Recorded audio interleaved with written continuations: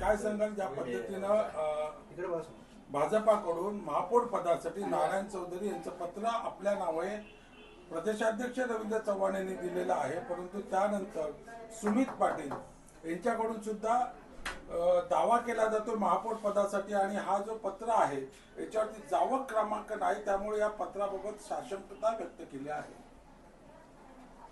आज सकाळीच आपले प्रदेशाध्यक्ष श्री रवींद्रजी चव्हाण यांनी श्री नारायण चौधरी यांच्या नावाने महापौर पदासाठी उमेदवारी म्हणून शिक्कामोर्तब केल्याने तो पत्र आज पक्ष कार्यालयात पाठवलं आहे। आता सुमित पाटील यांच्याशी माझी चर्चा झाली, ते पण जे पक्षश्रेष्ठींचा निर्णय आहे त्याच्याबरोबर असून ते आम्हाला त्याच्यामध्ये साथ देणार आहेत आणि लवकरच ते पण आता आमची नगरसेवकांची आता मीटिंग लागणार आहे 1 दिवसामध्ये उद्यापर्यंत आणि नारायण चौधरी यांच्या नावाची शिक्कामोर्तब झालेलं आहे। मी त्यांना पण पत्र पाठवलं। जावक क्रमांकाचा असा विषय ना, त्यामध्ये जावक क्रमांक म्हणजे त्याच्यामध्ये दुसरा पत्र त्यांनी परत पाठवला मला, तो मी तुम्हाला देतो। त्याच्यामध्ये जावक क्रमांक पण आहे। आकड्यांची जुळवाजुळव कशा पद्धतीने सुरू आहे, कारण हा संपूर्ण खेळ जो आहे तो आकड्यांचा आहे आणि बहुमताचा आकडा आपल्याकडे आहे का आणि कशा पद्धतीने ते गणित जुळवलं जातं? बहुमताचा आकडा आता 100% आमच्याकडे होणार, कारण भारतीय जनता पार्टी बरोबर महायुती बरोबर जे शिवसेनेचे पण आहे 12 नगरसेवक प्लस 1 अजून आमच्याकडे आहे आणि अजून विकासाच्या दृष्टीने अनेक जे आहे पक्ष दुसरे पक्ष ते पण भारतीय जनता पक्षाला मदत करायला तयार आहेत। तर अशा प्रकारे आमचा जवळजवळ 48 ते 50चा आमचा आकडा पूर्ण होतोय।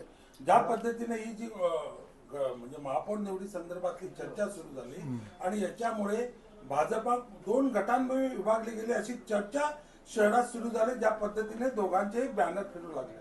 असं काय नाही, आमचा असा विषय असतो की जो पण निर्णय येतो तो वरून येतो।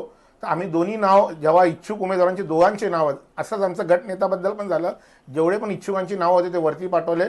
शेवटी एकमताने आमचा गटनेता संतोष शेट्टी हा यांची निवड झाली। जसा वरून नाव आला संतोष शेट्टी यांचा, सर्व नगरसेवकांनी जाऊन त्याला सहकार्य केलं।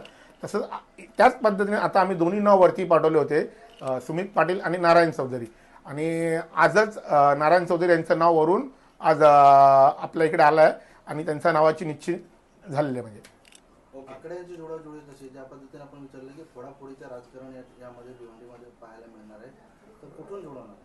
100% होणार आहे, कारण बरेच जण भारतीय जनता पार्टीला विकासाच्या मुद्द्यावर मदत करायला तयार आहेत। इकडे भारतीय जनता पार्टी असा पक्ष आहे जो जातपात धर्म बघत नाही आणि भिवंडीचा जर का विकास करायचा असेल यावेळी तर भारतीय जनता पार्टीला सर्व नगरसेवक मदत करून भिवंडीचा विकास करतील याची मला 100% जाणीव आहे। म्हणून मी बोलतो भारतीय जनता पार्टीचंच